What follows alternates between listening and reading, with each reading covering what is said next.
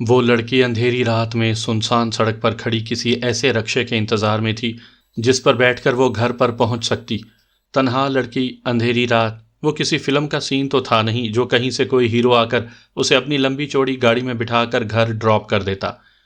ڈوبتے سورج کے ساتھ ساتھ اس کا دل بھی ڈوب رہا تھا۔ دور دور تک سنسان سڑک اس کی بے بسی پر مسکرانے لگی۔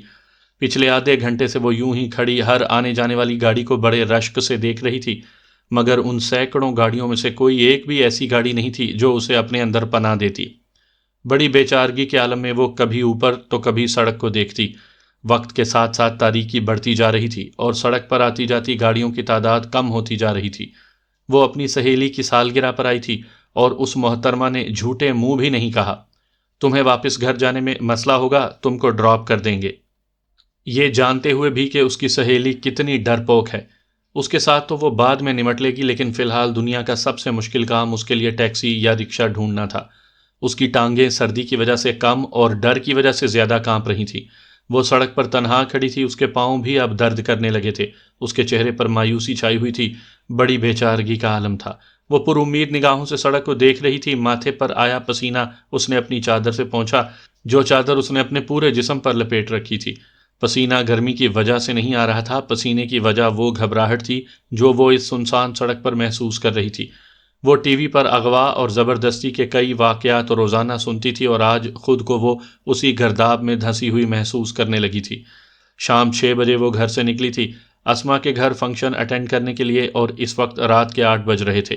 وقت ویسے تو اتنا زیادہ نہیں ہوا تھا، لیکن ایک ایسی لڑکی جو زندگی میں کبھی تنہا رات کو گھر سے باہر نہ نکلی ہو، اس کے لیے یہ 2 گھنٹے 2 صدیوں کے مترادف تھے۔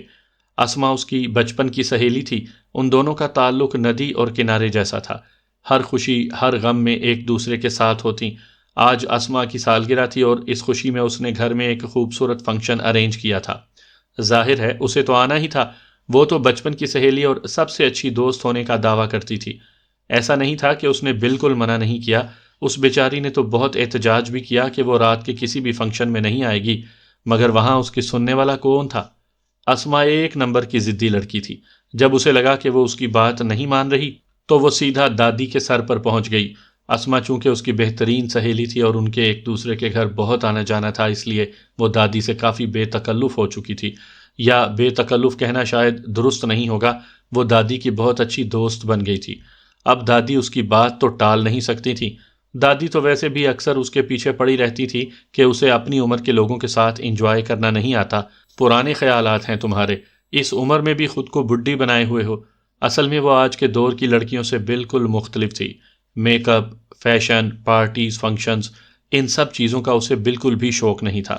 وہ بہت سادہ تھی، اس وجہ سے اسے دادی سے خوب جھڑکیں سننے کو ملتیں کہ وہ اتنی خوبصورت ہونے کے باوجود سادگی کے ساتھ کیوں رہتی ہے، اور یہی حال اسما کا بھی تھا، وہ بھی ہمیشہ اس کے پیچھے پڑی رہتی۔ آج چونکہ دادی جی نے بذات خود حکم صادر کیا تھا تو اسے مجبوراً فنکشن میں آنا ہی پڑا۔ دادی اس کی کل کائنات تھیں، والدین اس کے بچپن میں ہی ایک حادثے میں گزر گئے تو ان سب کی کمی دادی ہی پوری کرتی، وہ بھی والدین نہ ہونے کی وجہ سے دادی کے بہت قریب ہو گئی تھی۔ والدین کے غیر معمولی پینشن سے دونوں دادی پوتی کا گزر بسر اچھے سے ہو رہا تھا۔ وہ فنکشن میں آ گئی، اب تقریباً فنکشن ختم ہی ہو چکا تھا، لیکن اسما اسے روکتی رہی۔ وہ جو جانے کی رٹ لگائے ہوئے تھی، اسما کی ساری منتوں کو نظر انداز کر گئی اور گھر جانے کے لیے گھر سے باہر نکل آئی۔ باہر آ تو گئی لیکن اسے کوئی ٹیکسی کوئی رکشہ نظر نہیں آ رہا تھا۔ یہ کوئی دن تو تھا نہیں جو رکشوں کی لائن لگی ہوتی، اس اندھیری رات میں کوئی فرشتہ ہی اس کی مدد کو آ سکتا تھا۔ اس نے بے ساختہ بے بسی سے آسمان کی طرف دیکھا اور بے آواز خدا کو پکارنے لگی۔ شاید وہ قبولیت کی گھڑی تھی، ایک خوبصورت سفید رنگ کی نئی نویلی لمبی گاڑی اس کے بالکل قریب آ کر رک گئی۔ وہ 3 حصوں اور 9 سیٹوں پر مشتمل ایک جدید ڈیزائن کی گاڑی تھی۔ ڈرائیونگ کرتا وہ ہینڈسم شخص ونڈو سے باہر جھانک کر اسے مخاطب کرنے لگا، excuse me madam, can I help you? وہ کچھ نہیں بولی، بس حیرت اور الجھی ہوئی نگاہوں سے اسے دیکھنے لگی۔ اس شخص کی عمر 30 کے قریب تو ہوگی، لیکن وہ اپنی عمر سے کافی چھوٹا نظر آتا تھا۔ اس کے پاس زیادہ سوچنے کے لیے وقت نہیں تھا۔ خدا نے جب مدد کے لیے کسی کو بھیج ہی دیا ہے تو وہ اسے ٹھکرا کر کفران نعمت تو نہیں کر سکتی تھی۔ وہ تو کب سے کسی مسیحا کے انتظار میں تھی جو اسے اس کی منزل تک، اس کے گھر تک لے جاتا، لیکن اس سب کے باوجود وہ گھبرا رہی تھی۔ انجان آدمی اور اتنی رات کو اس کے ساتھ اکیلے۔ وہ شکل سے تو شریف، مہذب اور پڑھا لکھا لگ رہا تھا، لیکن کسی کی شکل پر تھوڑی لکھا ہوتا ہے کہ وہ اندر سے کس قسم کا ہے۔ بہرحال اس کے علاوہ کوئی راستہ بھی تو نہیں تھا اس کے پاس۔ جی وہ مجھے گھر تک جانا ہے، یہیں پاس ہی ہے میرا گھر، وہ مدھم مگر پر اعتماد آواز میں بولی۔ نو پرابلم، میں بھی اسی طرف جا رہا ہوں، آئیں بیٹھیں۔ وہ ابھی تک ہاں اور نہ کے کشمکش میں تھی۔ آئیں، وہ اسے الجھن میں دیکھ کر بولا۔ وہ بسم اللہ پڑھ کر پچھلی سیٹ پر بیٹھ گئی۔ اندر آ کر اسے احساس ہوا کہ باہر کتنی گرمی تھی۔ اس کے بیٹھنے کے بعد اس خوش شکل آدمی نے گاڑی سٹارٹ کر دی۔ اس کی ساری تھکان دور ہو چکی تھی۔ وہ پرس گود میں رکھ کر اپنے ناخنوں کے ساتھ کھیلنے لگی۔ کار والے نے اس سے کوئی بات نہیں کی تھی۔ ہائی وے پر پہنچنے کے بعد کار کی رفتار میں مزید اضافہ ہو گیا۔ اس نے اس شخص کا شکریہ بھی ادا نہیں کیا۔ وہ پورے انہماک کے ساتھ گاڑی چلا رہا تھا۔ دل میں جو ایک ڈر تھا وہ بدستور برقرار تھا۔ کیا نام ہے آپ کا؟ اس شخص نے 5 منٹ کے وقفے کے بعد پہلا سوال پوچھا۔ وہ چونک گئی۔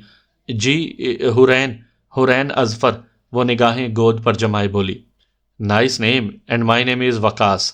اس نے خود ہی اپنا تعارف کروایا۔ وہ کافی خوش اخلاق معلوم ہو رہا تھا، لیکن چہرے پر سنجیدگی تھی۔ کار میں ایک بار پھر خاموشی چھا گئی۔ ہوا کی سرسراہٹ کے علاوہ کوئی اور آواز نہیں تھی۔ کیا کرتی ہیں آپ؟ اس نے ایک اور سوال پوچھا۔ میں بی ایس سی کر رہی ہوں۔ عمر کتنی ہے آپ کی؟ وہ اس سوال کا سیاق و سباق نہیں سمجھ سکی۔ 20 سال۔ اتنی کم عمر لگتی تو نہیں آپ۔ اس بار وہ کچھ نہ بولی۔ شادی ہو چکی ہے آپ کی؟ اس سوال پر وہ کھانسنے لگی۔ پتہ نہیں وہ کیا اخذ کرنے والا تھا۔ اس عمر میں اور شادی؟ حد ہے۔ جی نہیں۔ سڑک پر اکیلی کیا کر رہی تھی؟ وہ تھوڑا گھبرا کر اس شخص کو دیکھنے لگی۔ پتہ نہیں کیا سوچ کر اس نے یہ سوال پوچھا تھا۔ جی وہ میں اپنی سہیلی کی سالگرہ پر آئی تھی اور واپسی کے لیے کوئی سواری نہیں مل رہی تھی، وہ جھجکتے ہوئے بولی۔ اتنی رات کو اکیلے ڈر نہیں لگ رہا تھا آپ کو؟ وہ بیک ویو مرر میں دیکھتے ہوئے بولا۔ جی لگ رہا تھا۔ پھر بھی اکیلی آ گئیں؟ مجبوری تھی، آنا ہی پڑا۔ اور اگر اس وقت اکیلی سنسان سڑک پر کوئی جن بھوت آ جاتا تو؟ میں جن بھوتوں پر یقین نہیں کرتی۔ ٹی وی دیکھتی ہیں آپ؟ وہ ایک بار پھر اس سوال کا جواب نہیں سمجھ سکی۔ اس کو ریڑھ کی ہڈی میں سنسناہٹ محسوس ہوئی۔ اسے اس شخص کے عجیب و غریب سوال پر حیرت ہوئی۔ جی، اس جی میں سوال زیادہ اور جواب کم تھا۔ ساس بہو والے ڈراموں کے علاوہ کبھی خبریں دیکھی ہیں؟ اس نے اسبات میں گردن ہلا دی۔ وہ تو آگے دیکھ رہا تھا، اس لیے وہ اس کا گردن ہلانا تو ظاہر ہے نہیں دیکھ سکا، اس لیے اسے اپنا سوال دہرانا پڑا۔ اس بار اس نے باقاعدہ ہاں کہہ کر جواب دیا۔ خبروں میں اغوا کے بھی کئی کیس آتے ہیں نا، سنے کبھی؟ جی، وہ تھوک نگل کر بولی اور بڑے غور سے اس شخص کو دیکھنے لگی۔ اغوا کار بڑی بڑی گاڑیوں میں آتے ہیں اور معصوم لڑکیوں کو لفٹ کے بہانے اغوا کر لیتے ہیں، وہ عجیب انداز میں بولا۔ اب اس کا جسم باقاعدہ کانپنے لگا۔ وہ چادر سے ماتھے کا پسینہ صاف کرنے لگی۔ خوف کی ایک شدید لہر اس کے جسم میں دوڑ گئی۔ ہونٹ بھی کپ کپانے لگے۔ وہ کپ کپاتے ہونٹوں کے ساتھ جی بولی۔ تو میرے ساتھ بیٹھتے ہوئے ڈر نہیں لگا؟ ہو سکتا ہے میں کوئی اغوا کار ہوں، وہ مسکراتے ہوئے بولا۔ وہ محسوس کر رہی تھی خون کی گردش کو رکتے ہوئے۔ دل بھی عجیب بے چینی سے دھڑکنے لگا۔ وہ جواب میں کچھ نہیں بول پائی۔ آنسو تیار کھڑے تھے جو کسی بھی پل اس کی آنکھوں سے نیچے لڑک سکتے تھے۔ وہ حواس باختہ ہو کر اس انسان کو دیکھنے لگی جو کہہ رہا تھا آئی ایم سوری ٹو سے دیٹ، کہ میں ایک اغوا کار ہوں اور مجھے افسوس کے ساتھ آپ کو بتانا پڑ رہا ہے محترمہ حرین اظفر کہ آپ اس وقت اغوا ہو چکی ہیں۔ اپنی بات مکمل کر کے وہ شخص شیطانی انداز میں ہنسا اور اسے لگا جیسے اچانک گاڑی کھائی میں گر گئی ہو اور اس کا وجود ٹکڑے ٹکڑے ہو گیا ہے، جس سے خون خشک ہونے لگا۔ وہ بڑی حیران اور افسوس بھری نگاہوں سے اس شخص کو دیکھنے لگی۔ افسوس اسے اس شخص پر نہیں، اپنی بے وقوفی اور جلد بازی پر آنے لگا، اور صرف افسوس ہی تو نہیں، آنسو بھی آنکھوں سے بہہ نکلے۔ گاڑی روکیں، اس نے جیسے سنا ہی نہیں۔ میں نے کہا گاڑی روکیں، اس بار وہ زور سے چلا کر بولی۔ اس نے اب بھی کوئی جواب نہیں دیا۔ پلیز گاڑی روکیں، وہ بھرائی ہوئی آواز میں بولی۔ سارا اعتماد اڑ چکا تھا۔ یہ گاڑی تو اپنی منزل پر ہی جا کر رکے گی، وہ مکروہ انداز میں بولا۔ آپ ایسا کیسے کر سکتے ہیں؟ پلیز گاڑی روکیں۔ اب وہ باقاعدہ چیخ چیخ کر رو رہی تھی۔ اس شخص نے کہیں سے ٹشو نکال کر اسے دیا۔ اس نے وہ ٹشو پکڑ کر غصے سے پھینک دیا۔ میں آپ پر بھروسہ کر کے گاڑی میں بیٹھی اور آپ یہ کیا کر رہے ہیں؟ دیکھیں آپ میرے ساتھ ایسا نہیں کر سکتے۔ میں ایسا کر چکا ہوں، اب آپ بتائیں آپ کیا کر سکتی ہیں؟ میں چلاؤں گی۔ وہ آدمی عجیب سے انداز میں ہنسا۔ تو چلائیں، جی بھر کے چلائیں، یہاں اس سنسان سڑک پر آپ کی چیخ سننے والا کوئی نہیں ہے۔ دیکھیں، پلیز مجھے جانے دیں، میری دادی میرا انتظار کر رہی ہیں۔ وہ بے بسی سے اس کے سامنے ہاتھ جوڑنے لگی، لیکن اس ظالم پر کسی بات کا اثر ہی نہیں ہو رہا تھا۔ پتہ نہیں وہ اسے کہاں لے جا رہا تھا، کیا کرنے والا تھا اس کے ساتھ۔ وہ کسی چڑیا کی مانند کانپنے لگی، دل کی دھک دھک اسے باہر سے بھی سنائی دینے لگی تھی۔ آئی ایم سوری، آپ ایسے نہیں جا سکتی، یہ ٹیشو لیں۔ وہ ایک اور ٹیشو نکال کر اسے دینے لگا۔ اس نے وہ ٹیشو نہیں پکڑا اور سر سیٹ کی پشت پر ٹیک کر بے آواز رونے لگی۔ اسے اس وقت جتنی صورتیں، جتنی آیات یاد تھیں وہ پڑھنے لگی۔ اس کی زندگی، اس کی آبرو خطرے میں تھی۔ خود کو خطرے میں کون دیکھ سکتا ہے، چاہے وہ انسان ہو یا حیوان۔ اسے رہ رہ کر اپنے آپ پر غصہ آنے لگا۔ کیوں وہ کسی اجنبی کی کار میں بیٹھی؟ کیوں وہ اتنی جلدی لوگوں پر بھروسہ کرتی ہے؟ کیوں اسے انسانوں کو سمجھنا نہیں آتا؟ کیوں وہ اس قدر معصوم ہے؟ اسے اسما کی ایک بات یاد آئی جو وہ ہمیشہ اسے کہا کرتی تھی، تم تو اتنی بے وقوف اور سادہ ہو، ایک دن کوئی تیری اس سادگی کا ضرور فائدہ اٹھائے گا، تب پتہ چلے گا تمہیں۔ اس وقت وہ رونے دھونے کے علاوہ کچھ نہیں کر سکتی تھی۔ اس شخص کا مقابلہ اس کے بس کی بات نہیں تھی۔ وہ ایک لڑکی تھی اور وہ ایک توانا مرد۔ وہ کسی بھی طرح اس پر حاوی تھا، وہ اس سے کبھی نہیں جیت سکتی تھی۔ وہ اس کے آنسو اور رونے دھونے سے بے نیاز گاڑی چلانے میں مصروف تھا۔ اس کا دل اچھل کر حلق میں آ رہا تھا، اس کے ہاتھ پاؤں پھول چکے تھے۔ وہ سوچنے لگی اسے کار سے نیچے کود جانا چاہیے، لیکن وہ کار اتنی تیز چلا رہا تھا، ایسے میں کودنا خود موت کو دعوت دینے کے برابر تھا۔ اس نے آنسو پہنچ کر ایک بار پھر اس پتھر دل انسان سے منت کرنے کی کوشش کی، پلیز خدا کے لیے مجھ پر رحم کریں، کیا ملے گا آپ کو مجھے اغوا کر کے؟ میری دادی کا میرے علاوہ کوئی نہیں ہے، پلیز مجھے چھوڑ دیں۔ وہ روتے ہوئے التجا کرنے لگی، لیکن وہ مسکرا دیا۔ اس کے آنسو سے پتھر بھی پگھل سکتا تھا، لیکن وہ شخص نہیں پگھل رہا تھا۔ وہ تو پتھر سے بھی زیادہ سخت اور سنگ دل تھا۔ اسے اپنا آپ ڈوبتا ہوا محسوس ہوا، اس کا پورا وجود جیسے کانٹوں کی لپیٹ میں ہو۔ آئی ایم سوری، میں یہ نہیں کر سکتا، بٹ ڈونٹ وری، آپ اکیلی نہیں ہیں اس سفر میں، آپ کی ایک ساتھی اور بھی ہے۔ وہ حیران ہو کر اس شخص کو دیکھنے لگی۔ مجھے نہیں، پیچھے مڑ کر دیکھیں۔ اس نے ایک جھٹکے سے گردن موڑ کر پیچھے دیکھا تو جیسے شوق ہو گئی۔ اسے پہلی بار احساس ہوا کہ گاڑی میں ایک تیسرا وجود بھی ہے۔ اس نے غور سے دیکھا تو اس کی آنکھیں خوف اور حیرت سے پھیل گئیں۔ گاڑی کی پچھلی سیٹ پر ایک نہایت خوبصورت لڑکی بے ہوش لیٹی ہوئی تھی۔ اس نے اپنی چیخ دبانے کے لیے بے ساختہ منہ پر ہاتھ رکھا۔ یہ کون ہے؟ اس نے اٹکتے ہوئے پوچھا۔ یہ بیچاری بھی ہمارا شکار ہو چکی ہے، اسے بھی اغوا کیا گیا ہے، اب یہ بے ہوش ہے، وہ اطمینان سے بولا۔ یہ تو کوئی معمولی گینگ نہیں تھا، ایک بہت بڑا بنا بنایا منصوبہ تھا۔ صرف وہ نہیں، اس جیسی ایک اور معصوم لڑکی، ایک اور معصوم بیٹی بھی اغوا ہو چکی ہے۔ وہ بڑی ترس بھری نگاہوں سے اس لڑکی کو دیکھتی رہ گئی۔ دونوں کی قسمت ایک جیسی تھی۔ پتہ نہیں کہاں کی ہوگی بیچاری، اور یہ ظالم شخص کہاں لے کر جا رہا تھا ان دونوں کو۔ وہ اتنی شاکڈ تھی کہ رونا بھی بھول گئی۔ وہ لڑکی بے سدھ پڑی ہوئی تھی، ایسے لگ رہا تھا کہ اسے بے ہوشی کی بڑی سخت دوا دی گئی ہو۔ اس نے آنکھیں بند کر کے پھر سے سیٹ سے ٹیک لگا لی۔ ایک بار سرسری سی آنکھیں کھول کر اس شخص کو دیکھا جس کے چہرے پر ایک شیطانی مسکراہٹ کھیل رہی تھی، جیسے کوئی شکاری اپنے شکار کو دیکھتا ہے یا ایک کھلاڑی فتح ہونے کے بعد مسکراتا ہے۔ وہ بھی بالکل ویسے ہی مسکرا رہا تھا۔ آپ مجھے کہاں لے جا رہے ہیں؟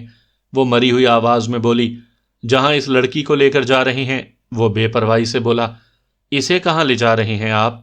جہاں پر پہلے سے ہی ہم نے ہزاروں لڑکیوں کو قید کر رکھا ہے، وہیں، سادہ سا جواب دیا گیا۔ کیا کرتے ہیں آپ ان لڑکیوں کے ساتھ؟ اس نے ڈرتے ہوئے پوچھا۔ ہم انہیں ملک سے باہر بیچ دیتے ہیں، بدلے میں ہمیں کروڑوں روپے ملتے ہیں۔ پیسہ کیا انسانوں سے زیادہ قیمتی ہے؟ ہاں، ہمارے لیے تو پیسہ ہی سب کچھ ہے، وہ بے نیازی سے بولا۔ کتنی عجیب بات تھی، وہ اس سفر کے اختتام پر بکنے جا رہی تھی، کسی اجنبی ملک، اجنبی لوگوں میں، 7 سمندر پار، اور یہ ظالم شخص، اسے کیا فرق پڑنے والا تھا؟ ان کا تو کاروبار ہی یہی ہے۔ کیا آپ مجھے بھی بیچ دیں گے؟ اس نے ایک مبہم سی امید سے پوچھا۔ اس شخص نے مڑ کر اسے بڑے غور سے دیکھا۔ ظاہر ہے، اس نے جواب دیا اور اس کا دل کانپنے لگا۔ کبھی سوچا نہیں تھا زندگی میں ایک ایسا موڑ آئے گا، اور کبھی نہیں سوچا تھا کہ آج کی رات اس شہر میں، اس ملک میں اس کی آخری رات ہے۔ آنسو کا سیلاب پھر سے جاری ہو گیا۔ اس نے پھر سے آنکھیں بند کر لیں۔ اسے اپنی پچھلی ساری زندگی اپنے گرد گھومتی ہوئی نظر آئی، جہاں وہ اب کبھی نہیں لوٹ سکتی۔ دادی، اسما، گھر، وہ سب کچھ پیچھے چھوڑ چکی تھی۔ اسے پہلی بار اپنی بے وقوفانہ طبیعت پر جی بھر کے پچھتاوا ہونے لگا تھا۔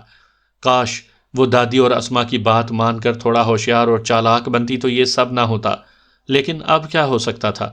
اسے زندگی میں احساس ہوا بھی تو کب؟ زندگی کے ان آخری لمحات میں۔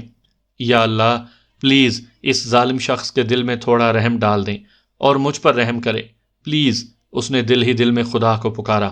آپ کا گھر یہاں سے کتنی دور ہے؟ وہ اس شخص کی آواز پر چونکی اور اس کا سوال نہیں سن سکی یا پھر سمجھ نہیں سکی، اس لیے اسے اپنی بات ایک بار پھر سے دہرانی پڑی۔ میں نے پوچھا آپ کا گھر کتنی دور ہے؟ وہ سمجھ تو اب بھی نہ سکی۔